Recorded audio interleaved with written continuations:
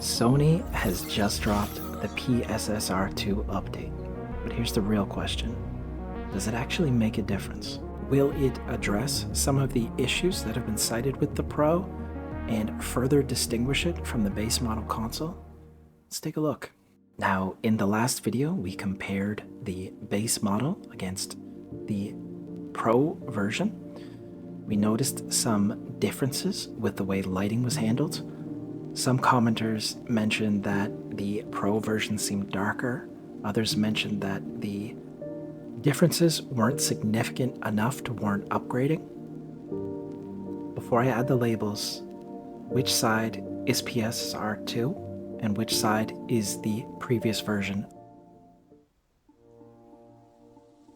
If you're anything like me, you may have a slightly difficult time distinguishing between the two images. I can assure you I labeled them correctly, but I don't think this is where you're going to notice the maximum benefit from a tech like PSSR2.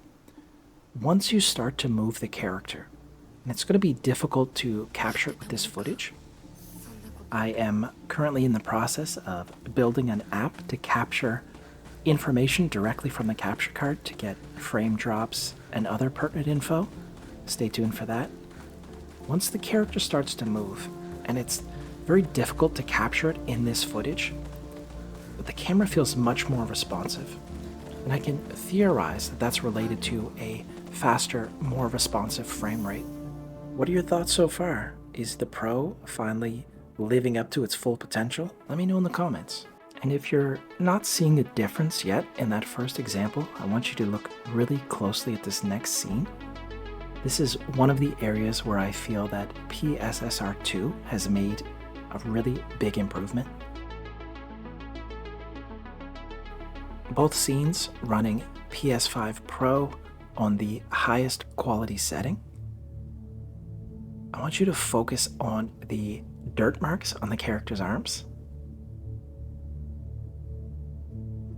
This is PSSR1, PSSR2. It's minor, but let me know, can you see the slightly sharper image? And keep in mind, YouTube compression and potentially a lot of you on a mobile phone. I want you to notice as we go back and forth, the crispness. Now this isn't just for static images. Keep in mind this is the highest graphical setting. But you begin to feel those extra frames as you begin to move. It's something you need to experience for yourself. The footage is not going to adequately capture it, but I'm going to begin to move the character. I want you to watch closely.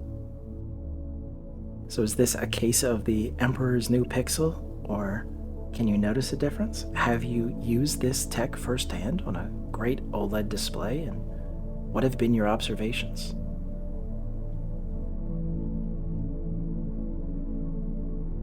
In this section, I want to get into one of the factors that truly irritated me about the PS5 Pro.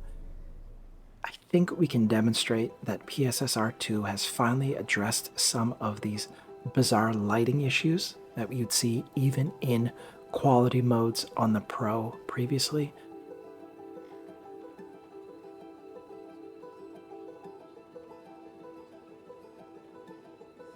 Got 5 quality and Pro quality up there. You see the blurriness of the light rays on the left. Now the Pro does look significantly better than the base model, but we still have some bizarre shimmering artifacts, and for me that was one of the weak points of Alan Wake 2. So what do you see? Do you notice a significant sharper image with the Pro? I want you to look at those reflections on the image in the background there. Love to hear your thoughts. I read quite a few of them from the RE9 video. Pretty mixed. Does this PSSR2 update inch you any closer to maybe picking up the Pro? Are you a Pro owner? Do you notice any significant differences yet? Love to hear from you. If you found this video helpful, consider leaving a like or subscribing. Are there any other games you'd like to see compared? Let me know in the comments. We will be continuing our series looking at Sony's latest gaming tech. Keep it locked here for more great tech and gaming content. Hope to see you in the next one.